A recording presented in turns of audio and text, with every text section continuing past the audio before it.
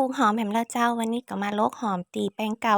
ตีเขาแล้วลกไปปลูกปะเสียงเหลือไว้เป็นยอมเป็นแยมก็เลยมาลกเอาไปปลูกใหม่หาที่เหลือนี่เก้ามันก็บ่ค่อยงามต่อใดมันจากน้อยๆเข้นๆแล้วเก้ามันก็แก่หมดแล้วล่าเอาไว้ก็มางามวันนี้ลูกมือลกหอมมาอยู่เจ้าไปโรงเรียนกันหมดเลยบัดเดี๋ยวนี้อากาศเริ่มร้อนแล้วก็บ่ฮู้ว่าจะปลูกอีหยังดีหันเก้าหอมนี่มันทนแดดก็เลยปลูกหอมดีกว่านี่กำลังต้นเดือนมีนาอยู่เลยยังร้อนขนาดนี้ถ้าเดือนเมษายนแล้วมันจะขนาดไหนอากาศร้อนบ่ปอ